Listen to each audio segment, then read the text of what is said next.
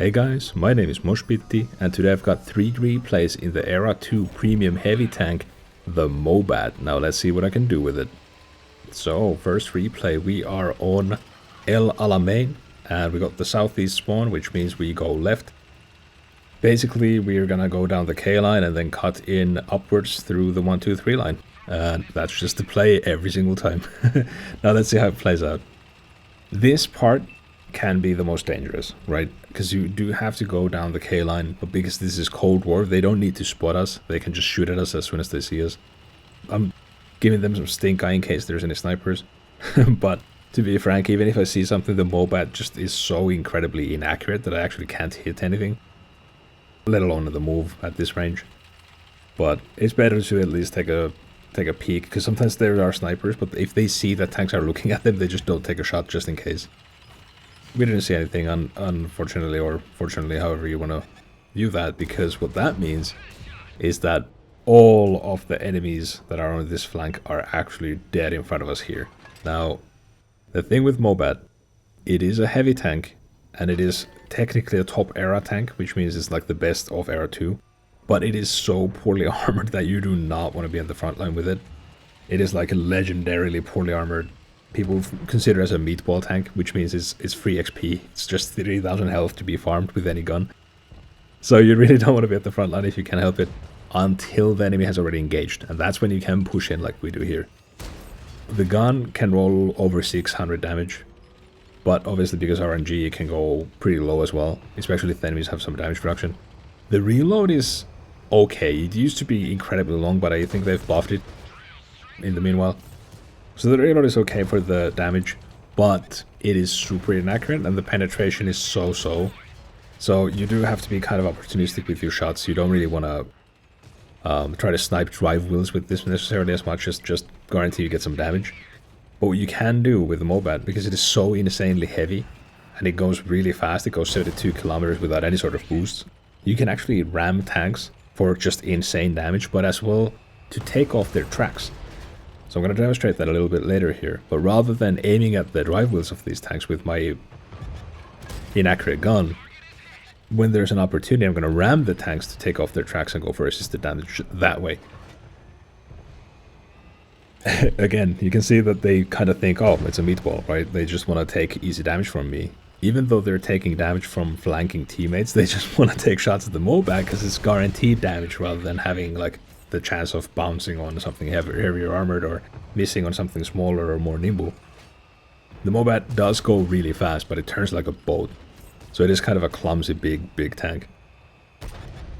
Again, with the help of teammates and some smart positioning, we are able to really farm some damage here.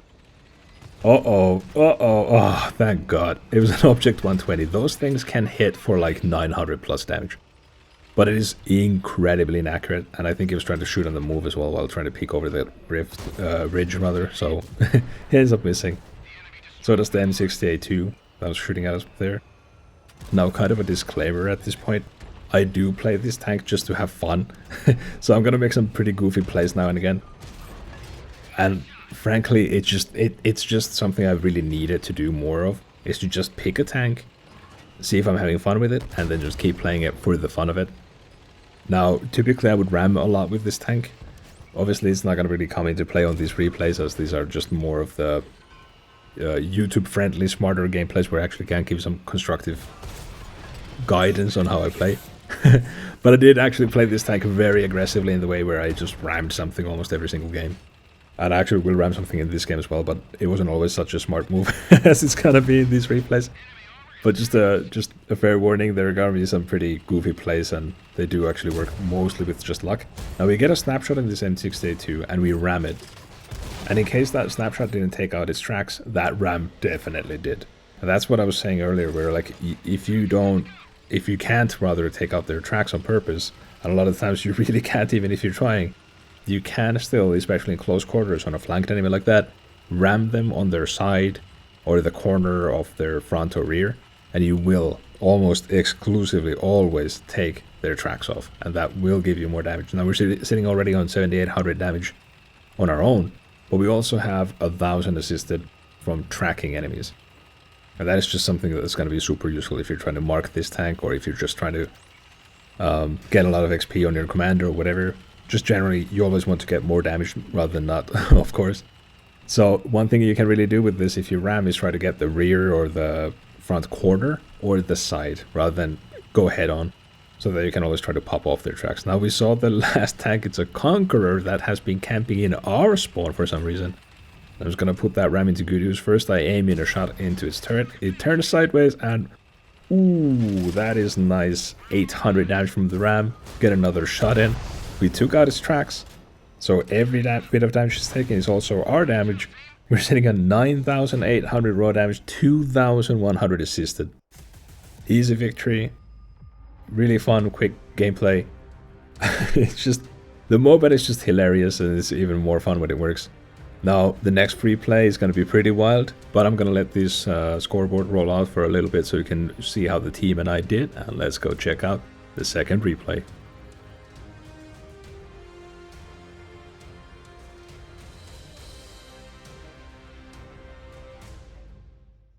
Alright, so second replay, we are on Vineyards.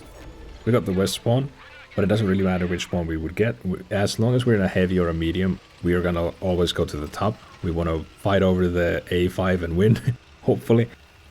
Now, we have a natural advantage as far as the terrain is concerned from our spawn, and I'm gonna show you exactly how to play that.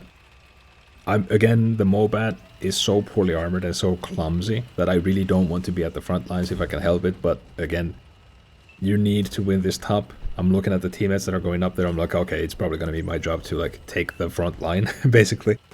Take the forward position and try to bait the shots and let my teammates take shots. Because our DPM is kind of low with the long reloads and especially with the inaccurate gun. I don't want to be the one supporting a teammate who's up front. So I'm going to take the front position myself and hope that my teammates support me.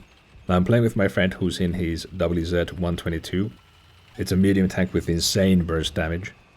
So he's going to be more than able to defend us as long as we just stay alive. So right here, see this position?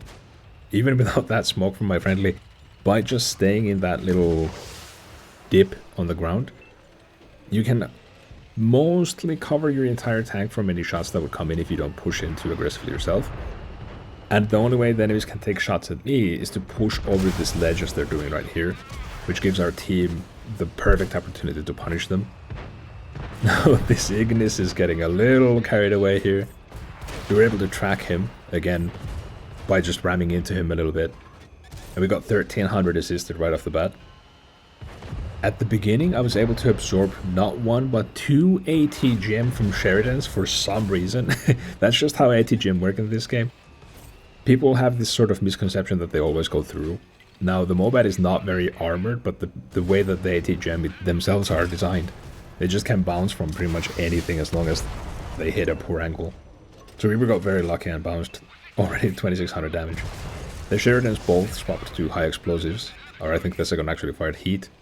We took the first one shot, but the second one was also unable to go through. That's just how heat works in Cold War. Really don't want to fire that if you can help it. We're sitting now on 40,000 damage, almost 3,000 assisted. Probably some of that is spotting, some of that might be some tracking.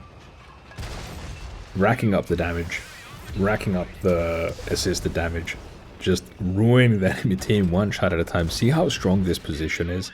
They threw everything at us, but by just being in the right position at the right time, and with a healthy dose of luck obviously, we were able to completely shut down this flank. Now the M6A2 is the only tank remaining and we rush in. He whiffs his shot and we take him out with a snapshot. That's a play that I really want to point out as well, is when you have a situation like that where you're cornering a tank that may have a high explosive or AT-GM loaded. Usually high explosive shells aren't very accurate, or derp guns are very accurate, and AT-GM cannot be fired directly at you. They have to lead those a little bit. When you have that kind of a situation, you don't want to take the corner slowly, because that actually gives the enemy more time to respond and get the correct aim in. So if you can help it, just try to go around as hard as you can and then just take a snapshot and basically gamble. Speaking of gambling, we just got a snapshot through the front of an AV and lit it on fire. Now the MOBAT is so freaking inaccurate, this is just like a dream come true. When it actually hits something, goes through and does module damage. The luck has just been surreal in this game. Now see that T-72 M1 that we saw there, I took a snapshot at? I'm gonna completely forget he exists, unfortunately, but we're gonna pick up on him in a bit here. We're just trying to roam around, get some snapshots in. I'm just having a fun game at this point. Like, we're already on a massive match. Even if I get 0 damage at this point, I'm already just super satisfied with how this game went. Again, the MOBAT's not armored, but it is just about how you use your platform, not so much like the flat values of it. So I think there's a lot of potential in the MOBAT. Now we saw a shell come from the right, so I'm like, oh, yeah, right, derp, I forgot about this guy. We rush in, spot him up, get more assisted damage by being the first one to see him. Even though the Sheridan's behind us, we were so fast to get in here that we are the one reaping the spotting assist here. Take more snapshots because I'm feeling goofy. Getting more lucky with the snapshots as well as high rolling. Now I'm trying to ram him here, but the MOBAT turns like a boat, so all we get is another snapshot. And finish the game on 8,100 damage. 4,000 blocked damage on what is basically a tank made of tinfoil. And over 4,400 assisted. This was just wild. And it was only possible because of the support of my teammate, but also because of the smart positioning at the beginning of the game. Now, really make mental note of that. If you get the west spawn, you can really use that on almost any tank. But let's go check out the third replay and see what we do on Fredvang. Alright, so third and final replay. We are on Fredvang. We got the southeast spawn. That means we are gonna go to the sniper mountain. Basically, the way Fredvang plays out is that you start from a strong position. For us, it's gonna be following the road up to the 8-9 line, up to the sniper mountain. You're gonna see what I mean. And then you just have to see what happens. The thing with Fredvang is you cannot predict the teammates or the enemy plays until they kind of happen already. Like right here, even though I can see there's teammates going to the right, they could turn around, go the other way. They could stop right there and snipe. Like, there's no way to know what's gonna happen, and there's no way to know what the enemy's gonna do. There's no like super established meta in this map. There's not like, oh, this is how this one always plays out, unlike in, say, Alamein, or especially in Vineyards in the previous replay. Like, that play is always gonna go down. On Fredvang, it's a crapshoot. Now, I'm anticipating there to be snipers on my left. I do see a light tank on literally the other side of the map, but that's not what I'm really concerned about. I'm looking for snipers, like, not seeing anything move. Well, I guess I'm gonna take shots on my right then, because this is just free damage rolling on the lake here. And we get shot by a sniper. Basically, they're snipers where I thought they were gonna go further on the left. They're actually still in their spawn. So they're either moving out quite slowly or they just aren't planning on moving out at all. Now, we're finally seeing some action. The enemy team is pushing up to this mountain as well. Again, that may happen, may not happen. It's just, that's Fredvang for you. It's just a box of chocolates. You never know what you're gonna get. And we finally get some snipers. Okay, a Leopard 1A1. I'll take some free damage.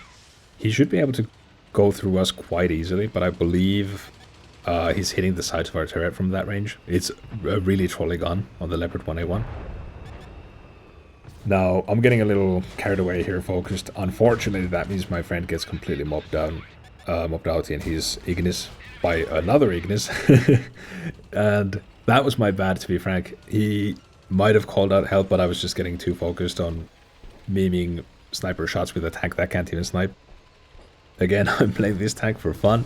Unfortunately, that sometimes means I'm not making the right choices, and sometimes that means my teammate has to pay the price. Now we actually do get to avenge him here, take out the enemy Ignis, but not before it's able to take out our friendly MOBAT. That was just a great showcase of how easy it is to shut down a MOBAT that's rushing you early game. He went to the front line and he just got completely cancelled. So that's why I'm taking it so slow with this. Even though it is a heavy tank, and even though in the previous game I was able to bounce a lot of shots, you just cannot count on that, like, ever. And that was like 1 in a million game for the MOBAT to bounce anything, let alone 4,000. We see we're getting flanked by an Ignis now. I have no idea why he's not firing on anyone. I can only guess that he's stuck on a longer reload here. He does seem to get off an 80 gem. We helped finish him off. Now I'm really hesitant to take this shot because, again, I've got quite long reload, so if I miss that and he gets to pound out like the whole clip into my enemies, it's gonna be just pretty hairy. I already let 2 teammates die because I'm being a goofball. We didn't want to get a repeat of that. You know, 3rd time's the charm. That probably would have doomed our game. We were already down by 1 tank. See T-72 U-roll in the distance, but don't get any shots on him. So we're gonna go take some shots on the snipers that we were taking shots from early game. They're still in their freaking spawn. This is just ridiculous, but again, welcome to Fredvang. You just cannot tell what's gonna happen. Apparently they just happen to have a T-72 AV and a 4-ad snipe from their spawn 4 minutes in. Now check this out. This is gonna be so lucky. I'm gonna track the AV right before he gets hit by an ATGM, so we get the damage and we get the assisted damage. Really lucky there. But now we're getting flanked. Okay, so again, geez, just this map keeps living so fast that you just have to be responsive. You can never predict what's gonna happen. We got flanked. We were able to finish off the 4-ad, but a teammate threw smoke in our face. So we're just like trying to get a shot into this RDF here. We actually took another shot at it earlier, but that's where the MOBAT's accuracy really screwed us over and we missed him. But we were able to help shut him down. Now another 4-ad is rushing us. But he comes a little too close to a MOBAT. Probably doesn't realize what he's doing. Yikes. Gets hit for 500 from the ram. Takes another shell for another 500. Gets immediately cancelled by our friendly WZ-122. You really don't want to rush MOBATs unless they're tracked or on fire or something. Because otherwise, even a slight bump from one of these things will just completely decimate lighter armored tanks like the 4-ad and especially take out their tracks like I was saying before. Now we see a tracked Conqueror in the distance there. This is where the MOBAT's just gonna get shafted.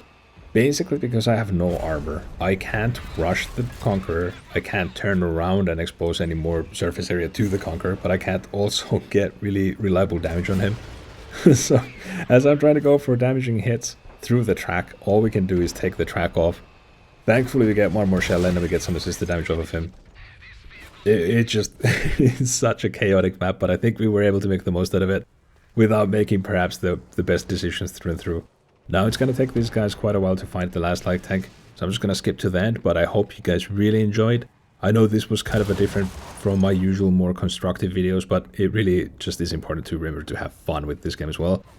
And I really had fun playing with the MOBAT, and I really wanted to share some of the best bits that I got with it, and I'll see you guys next time.